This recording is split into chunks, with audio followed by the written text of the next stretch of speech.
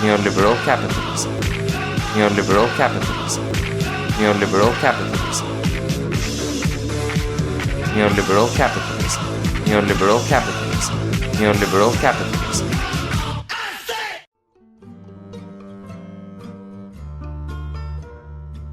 I grew up in Lithuania in the early 2000s in a Soviet block of flats in Klaipėda. There I sometimes slept in a pigeon house. It was a tiny room within a room that my parents built within our crowded apartment. Through the window of the pigeon house I would look at what people did all day. And now I look through that window again. People's jobs, whether chosen or not, constantly change their identities and their perception of the world. Work is a real abstraction of value, just like capital or commodity. Although these abstractions are intangible, their impact is material and structural. We wake up every morning and together make them a reality. In these video essays, I depict how jobs, commodity, and property have shaped the people I know best, my closest family members.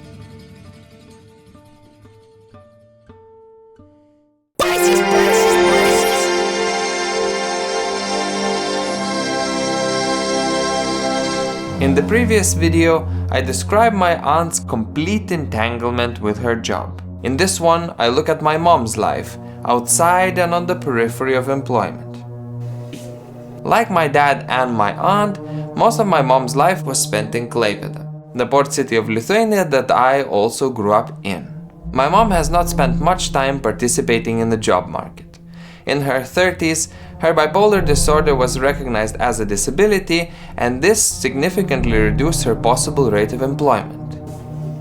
Since then, she has also been getting a small monthly disability benefit. Her life, however, was still shaped by work, because there is no real outside to the job market, just as there is no real outside to capitalism. Since real abstractions are intangible, maybe it is through absences that they can become the most evident.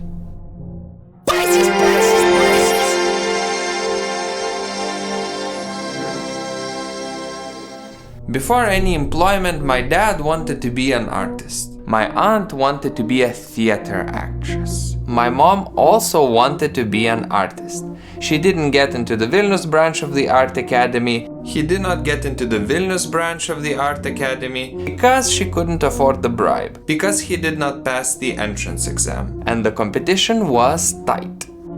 She ended up studying visual communication design at the same place my dad did earlier.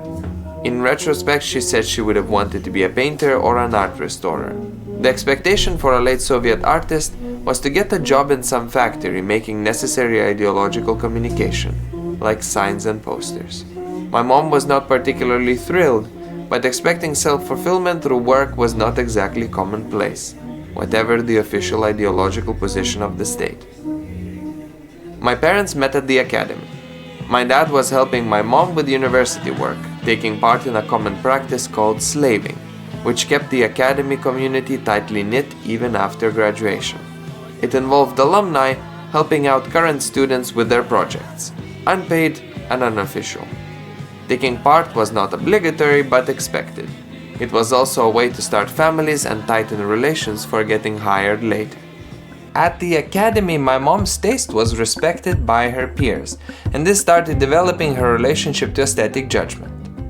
While in USSR any novelty was to be fought for, fresh capitalism was gradually introducing more and more space to express taste through purchase. Taste is class. And so my mom searches eternally for buvimas, buvimas, buvimas.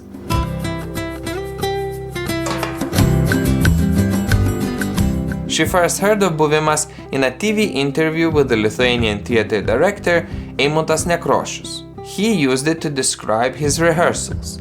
Was there buvimas on stage or not? My mom applies it as an aesthetic category for objects. Is buvimas the same as aura or authenticity? It's hard to describe, it's an intuition.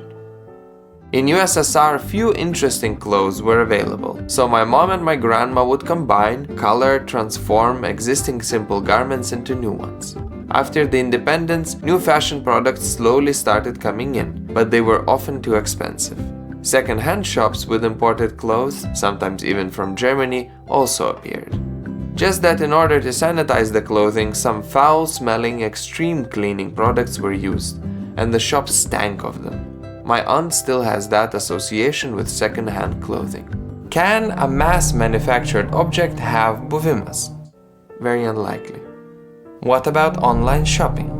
Can buvimas reside there? It is hard to examine objects online, but there was one case of ordering from China where the shoes definitely had it. They were handmade. What about buying from Temu? I buy bits and then add buvimas myself.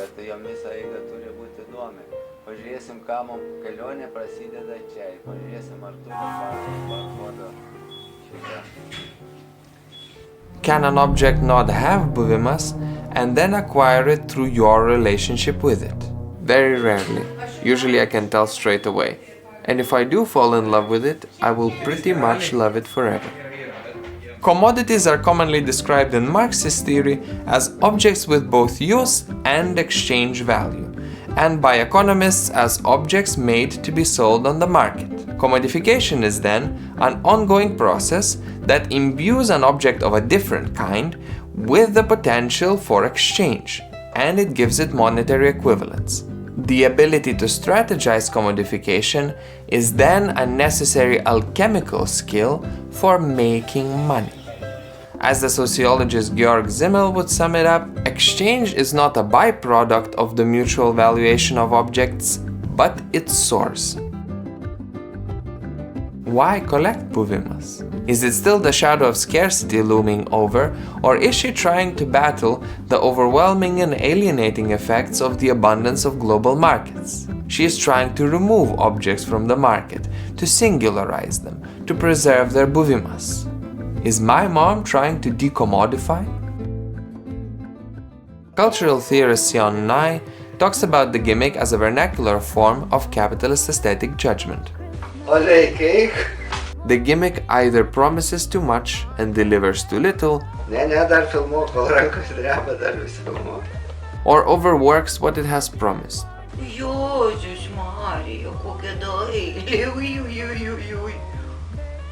The gimmick is either a trick or a wonder. A permanent too good to be true.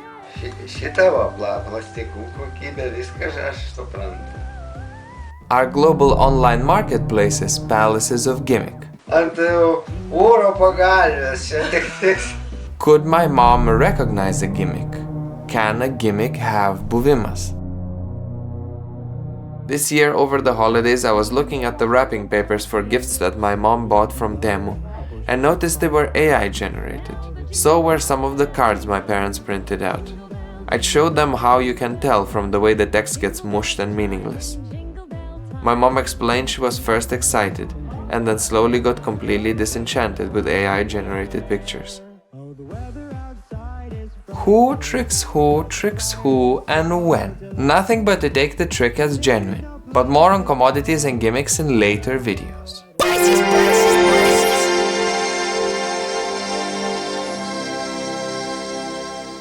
My mom became pregnant with my sister right around the restoration of independence. My parents' wedding was legislated by the Soviet Union, my sister's name-giving by independent Lithuania. How do mothers hustle? My mom was to start in a newly baked country with a newly baked child. The developing Lithuanian contemporary art circle was mostly at the capital, not at the periphery, and my parents never really became part of the bohemian group in their own town. This would have been important. Out of the academy, my mom proceeded to make pastel paintings. In the Soviet logic of blat, the paintings could be used for bargaining in the informal economy of relations. Resources were still scarce, access to them was continuously negotiated, and privatization was by no means a transparent or egalitarian process. So, she was producing objects with hybrid exchange value to help my parents get by. A song by Antanas Čepas, words by Aleksas Dabulskis, in his late Soviet years with the ensemble Neria illustrates it well. Need a stamp in your passport? Need a place at the cemetery? Need to bribe. At the unemployment office or bureau? Heaven or hell? Need to bribe. In common analysis, late Soviet society had no space for innovation because of central planning and top-down organization. And yet almost every person took part in mundane hustling that was technically illegal and officially antisocial. Crimes of profiteering and speculation. They mobilized a network of weak relations, I know someone who can help, in order to acquire access to a public good that was otherwise inaccessible. So maybe the Soviets were the most entrepreneurial of all. In this economy, a gift had exchange value, but instead of monetary liquidity, it relied on constant mutual dependency as a guarantee. But let's not confuse it with altruism. To facilitate the process of getting treated better in a system that was supposed to treat all equally, blood provides the necessary flexibility. In early independent Lithuania, the blood system remained, but alongside appeared unregulated legal markets. Instead of favor, blood, favor, we start getting money, commodity, money. Since few novelties came through and people were not spoiled for choice, my mom's paintings were much easier to sell or barter. Within a market economy, entrepreneurs are sometimes treated as a special breed, but simultaneously all are encouraged to take up the hustling spirit.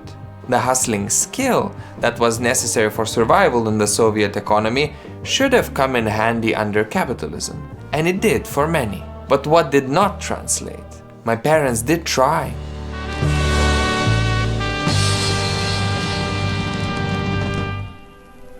The 90s ways of hustling were chaotic and many.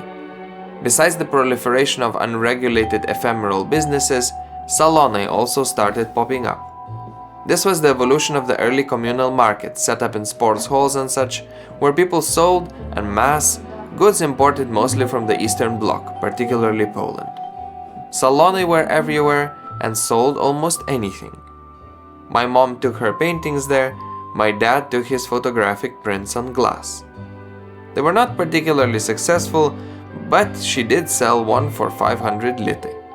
The place you got the work framed would put it on display. She got the most expensive frame with buvimas. At the beginning, salonai took very little commission and had low thresholds, but this was rapidly changing. Productive painting needed a studio space, and this was by no means easy to come by. When the space did exist, her bipolar episodes kicked in, but more on property acquisition in later videos. Around the 2008 financial crisis, my mom had a short-lived gig painting interior walls. The money would have been good, and she was good at it. She also had an ad in the newspaper and a business card, but it did not catch on.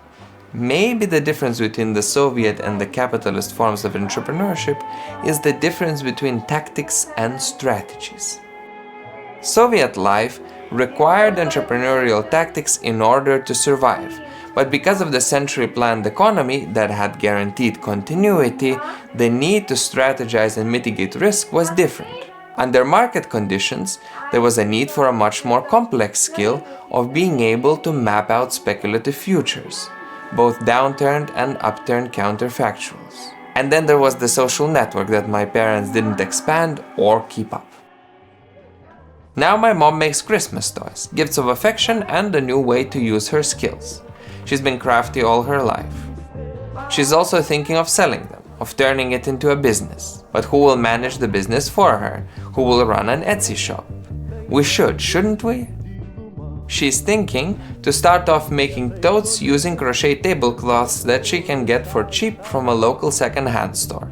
She got inspired by an Italian fashion designer that she saw online. She keeps her hand on the pulse on Pinterest. She's collecting digital buvimas. It makes sense. Look gerai.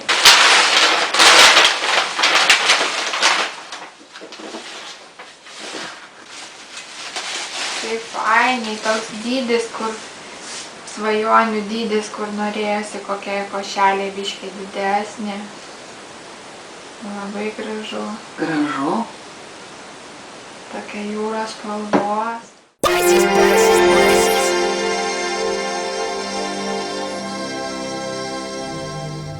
At one point, my mom got shortly involved in a pharmaceutical pyramid scheme, but this was luckily very short-lived and did not do so much damage. She could not get employed at the furniture factory that my dad had been working at. Instead, he got offered to come back. You go figure out the reasons. After 2000, she met her future employer at a Bible study group. This was the head of a private Catholic school I ended up going to on a good discount. My mom became the art teacher. Like a lot of art teachers, she was given a wide array of peripheral jobs that had to do very little with her role, job description, and certainly nothing to do with the amount of hours she got paid for. She made decorations for all school events. They did not fully compensate material expenses either. The school was generally making use of unpaid labor of the community to run, like having my parents make logo designs and visualizations for their future interiors. The extent to which this was also a positive communal practice can be debated. The school got government benefits for employing my mom. As part of the agreement, they offered a discount for my time there, but none of this was official, and so it put my mom in a precarious power relationship with expanding demands and very limited negotiating rights. She was working both as an art teacher and an extracurricular activities facilitator, but a law was passed that teachers needed pedagogical diplomas. The school administration encouraged her to pursue it, but she didn't. So much for investing into yourself as a project. My mom got along with the students, but she resigned right around the financial crisis. My parents had figured out that unemployment benefits were a better deal than the job. She had run herself down as many teachers do. In the style of get your shit together psychotherapy, she was told by her doctor, "I do not respect you since you can't stand up for yourself." Another bipolar episode followed a bit later. This one led to many years of heavy medication, isolation and depression at home, throughout and after the financial crisis. Sure makes it hard to hustle. Disability is social. It is encountered as a lack when interacting with social structures that do not accommodate it. In a negative two-sided process of relating, the society can exclude the disabled, and the excluded might lose their ability to integrate. Eventually, my mom also took part in overdetermining her identity as incapable of expected economic participation. The process of diagnosis and acquisition of social support has more to do with employment than with well-being. When her mental state got significantly better, social pressure to not be entirely dependent on my aunt's support ramped up again. Her final foray in the job market was a very short-lived cleaning job she took up in a private health clinic. She took it primarily out of the need or want to contribute to family finances. The harsh cleaning chemicals had severe effects on her skin.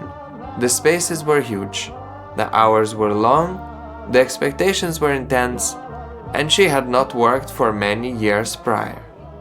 She quit soon after starting.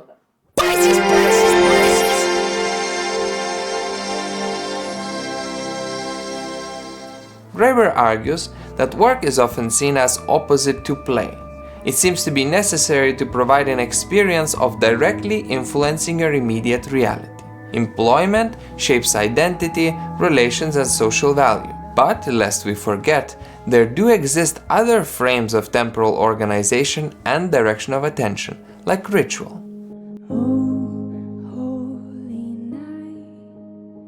My mom came out of depression in part by holding on to a scaffolding provided by faith.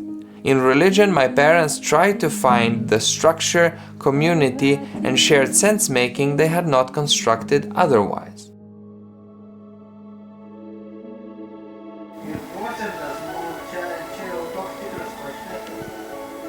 To wake up in the morning, to get out, to pray. It directs will and mitigates desire. When Puritans in the 16th century become interested in the moral economy of the poor, prayer and organized work were the methods of discipline. There is a need for routine commonly provided by employment. Or is it the other way around? There is a need for at least the 9 of a 9 to 5. It is arguable that non-productive labor, like prayer, is important precisely as a reminder of alternative modes of effort, not immediately integrated into systems of market value production. The job provides a social circle that's bound by a shared predicament. So does the church. Sometimes a group member might get a cause to pray for, and turning up means that this cause will be attended to. And then more pragmatically, the work of community cohesion and interrelation can take the form of religious activities. When members of the local community make monetary contributions towards a new church to be built, what is the nature of their spending? Have we reached such a point of market logic overtake that we should be reminded of modes of spending that are outside of commodity purchase?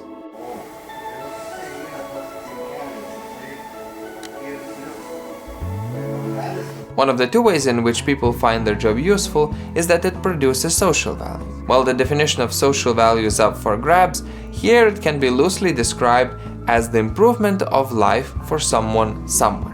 It is then useful to ask whether prayer provides meaningful work for the praying person, regardless of whether the prayed for is convinced of its efficacy. However, labor that is deemed economically unproductive will depend on someone else's productive work in order to be sustained.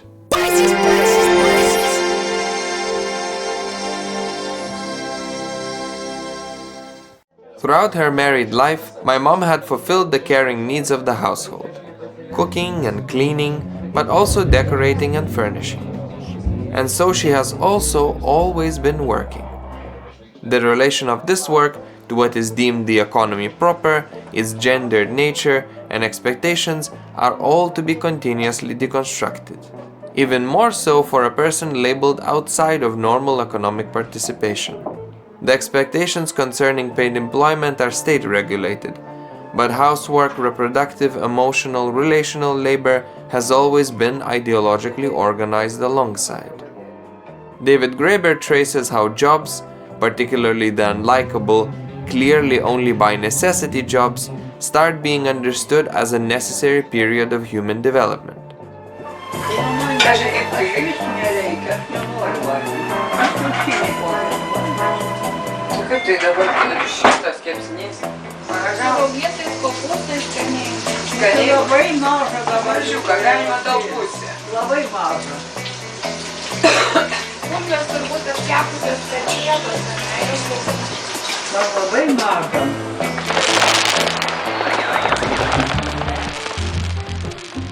You are not an adult until you've toiled meaninglessly. Who sees the jobless as children? My aunt took up the material, pragmatic responsibilities of raising me and used her earnings to do so. Now, in the late state of her illness, she needs constant care. My parents have mobilized in every way to give that care, and, like before with my grandmother, it has given a form of meaningful work to both of their lives.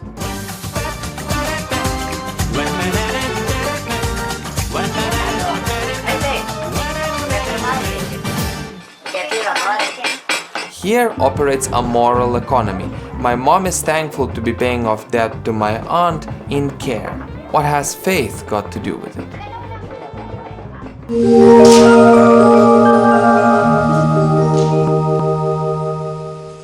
An excerpt from Gintaras Grajauskas book of poetry Katalogas from the poem Santa Lucia skaito paskaitą Sorbonoje Konspektas. Santa Lucia gives a lecture in Sorbonne. Summary. My translation. All names have their things. All things have their boxes. All voices reach a single ear. All names love their things. All things admire their boxes. A pencil loves the hand, and so it writes. My mom has lived on the margin of employability and socioeconomic agency. Who is an observer of their own life? Disability and mental health diagnosis act as determinants of economic participation. Within a system that glorifies entrepreneurial self-investment, it is extremely easy to be labeled as fundamentally incapable. All the while, she has been working at home, doing the domestic labors of the reproductive economy that are still somehow not considered essential. Religion has provided a scaffolding of meaning and structure, but it also reinforced her predicament. And all through this, she has been searching for buvimas in a changing landscape of gimmicks and commodities. How does burnout reconfigure agency? Why is motherhood not a professional identity? What is the relationship with commodity and boredom in New Suburbia? In the next video, I look at my sister's Pisces story and its possible futures. See you next time at the Pigeon House.